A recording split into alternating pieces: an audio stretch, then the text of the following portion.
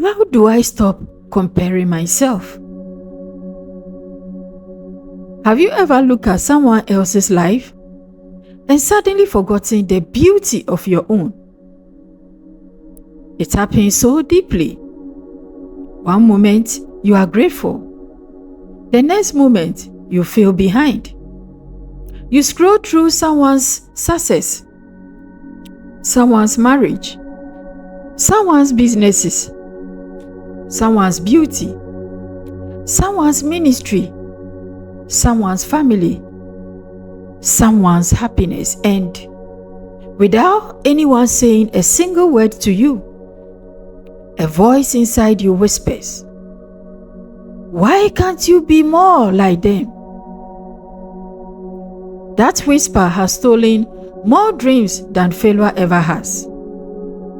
Not because comparison destroys your ability, but because it slowly convinces you that your whole life is not enough. Maybe you've never admitted it out loud. Maybe you smile when others succeed. You clap.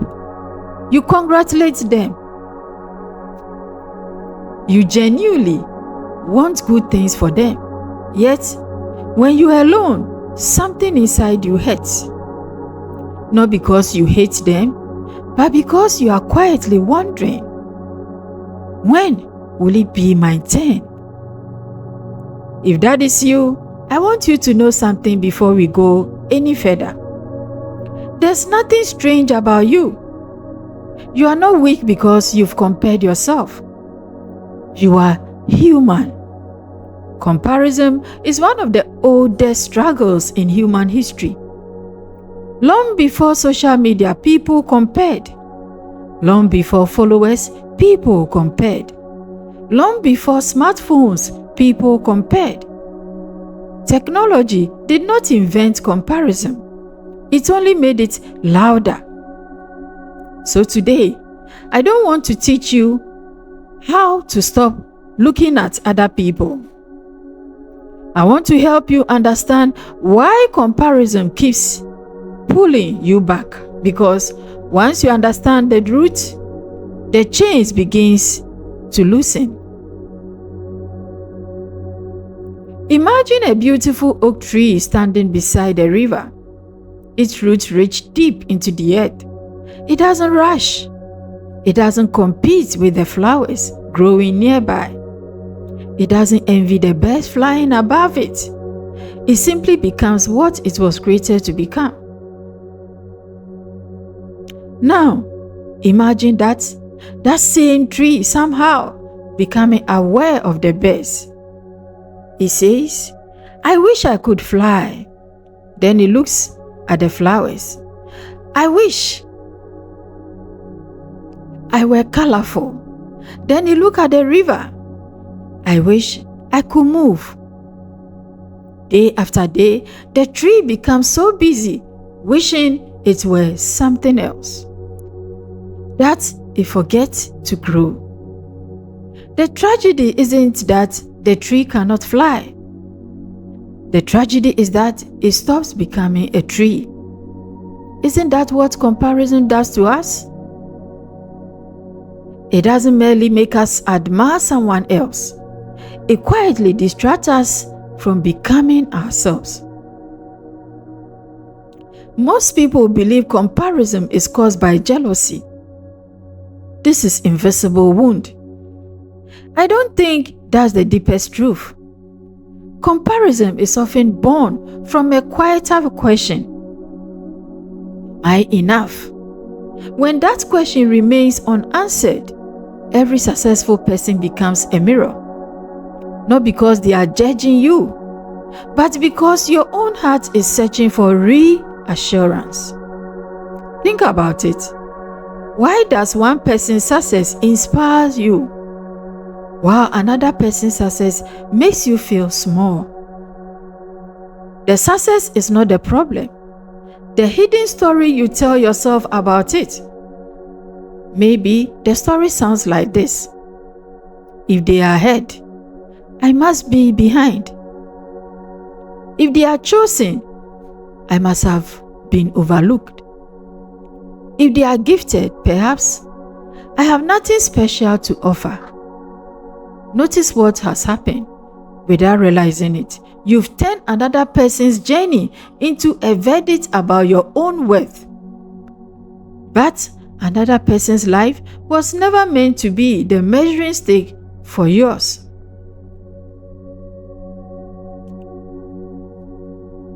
Listen to this truth that we often miss. Imagine two people climbing two different mountains. One mountain is covered in snow, the other is covered in forest. One path is steep, the other path is winding. Would it make sense for the climber on one mountain to constantly judge their progress by looking across at the other? Of course not. Different mountains, different weather, different terrain, different pace. Yet, that is exactly what we do. We compare our beginning to someone else's middle, our private struggles to someone else's public victories, our unseen preparation to someone else's visible achievement. No wonder comparison leaves us exhausted. We are trying to solve a puzzle using pieces from someone else's picture. My dear friend, what if comparison is not actually asking who is better? What if it is secretly asking, do I know who I am? That changes everything, because people who are deeply rooted in who they are still admire others. They still celebrate others. They still learn from others. But they no longer need to become others. The opposite of comparison is not pretending no one else is successful. The opposite of comparison is becoming so grounded in your own purpose that another person's success no longer threatens your identity.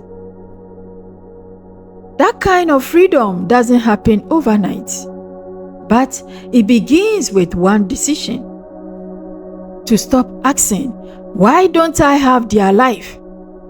And start asking, what kind of person am I becoming with the life I have? That question doesn't shrink your world, it opens it. Dear friend, take a deep breath for a moment. Not because breathing magically solves everything, but because you've probably been carrying a weight you didn't even realize was there. The weight of constantly measuring yourself, measuring your success, measuring your beauty, your intelligence, your friendship, your spirituality, your influence, your age, your progress, your bank account, your healing, even your faith. And here's the strange part: the measuring never ends, because comparison has no finish line. The moment you become like the person you admired, your eyes find someone else, then someone richer, someone wiser, someone more attractive, someone more influential, someone more peaceful. Comparison is like drinking salt water. The more you drink, the tastier you become. That is why comparison can never satisfy the human heart. It was never designed to. The hidden lie we tell ourselves about comparison. The lie hidden inside comparison. Let me ask you something. When you compare yourself, what are you really hoping to find? Most people think they are looking for motivation, but deep inside, they are looking for permission to believe they matter. Read that again. Listen to that again. They are looking for permission to believe they matter. That means your value has quietly become dependent on your position. If I become as successful as them, then I'll finally feel enough. If I become as beautiful as her, then I'll finally love myself. If I become as famous as him, then people will finally respect me. Notice what has happened. Your worth has been tied to achievement. But here's the truth. Achievement can increase your opportunities. It cannot create your worth. If your value depends on outperforming someone else, you spend your entire life afraid of being replaced. Because somewhere there will always be someone faster, someone stronger, someone smarter, someone younger, someone with more experience. So if your identity rests on being the best, your peace disappears the moment someone else excels. That isn't freedom, that is exhaustion. Dear friend, imagine walking into the most beautiful garden you've ever seen.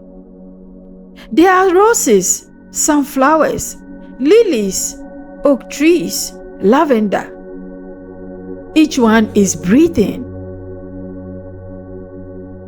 Now, imagine the roses begin saying, "I wish I were an oak tree." The oak tree replies, "I wish I smell like lavender." Lavender says, "I wish I were as tall as the sunflower." How ridiculous would that sound? Not because one is better than the other, but because each one contributes something the other doesn't. The others cannot. A garden is beautiful precisely because it is diverse.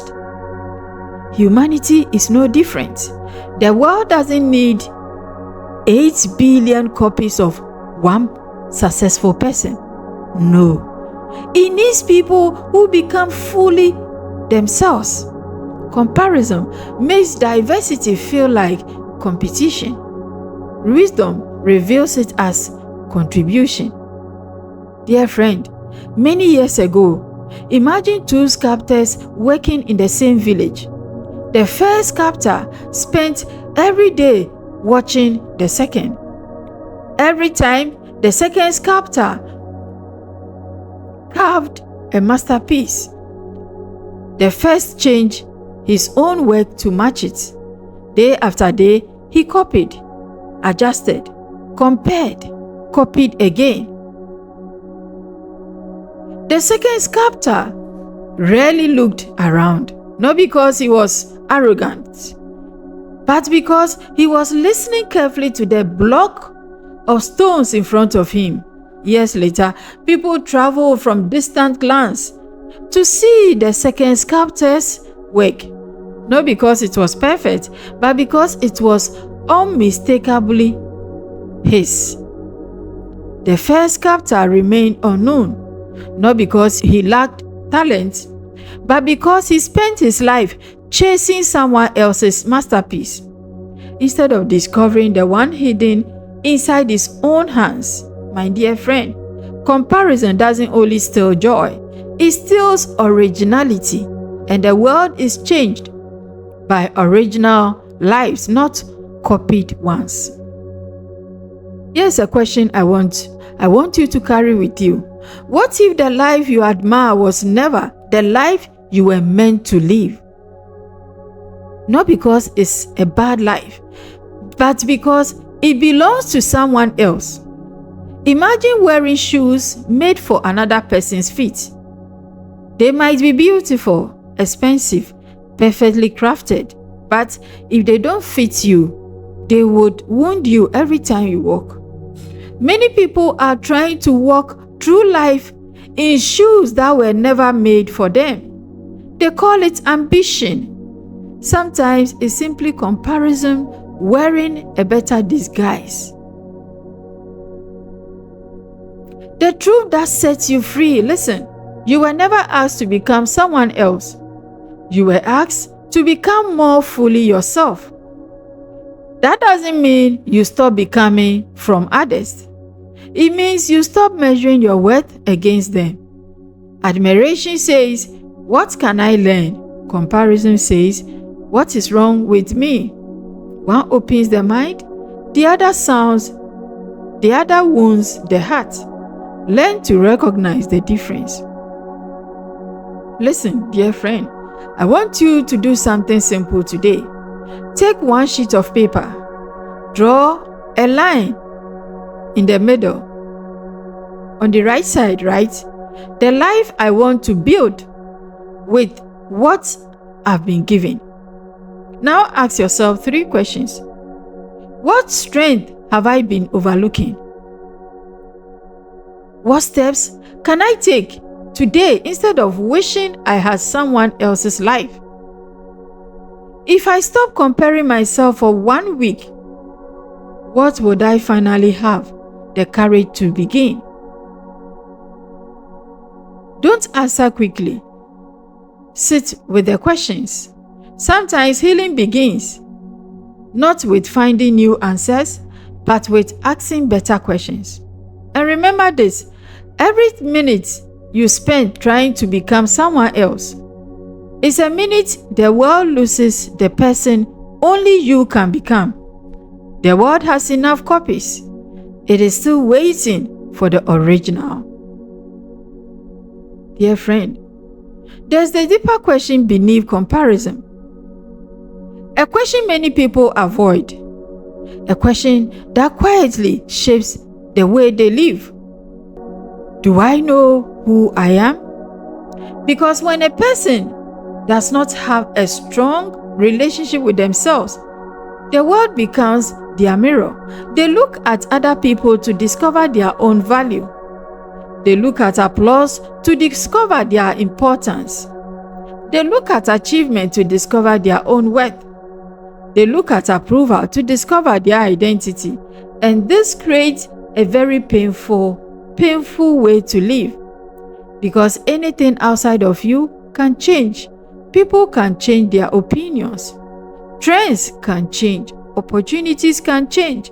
Achievements can come and go. But if your sense of self depends on things that constantly move, your peace will constantly move with them. Listen, dear friend. Think about a newborn child. Before that child achieves anything, before they earn money, before they become successful, before they create something valuable, people already recognize their worth. Why? Because worth is not created by performance. Performance reveals what you can do. It does not determine who you are. This is a truth that many people spend their entire lives trying to learn. You are a human being before you are a human doing.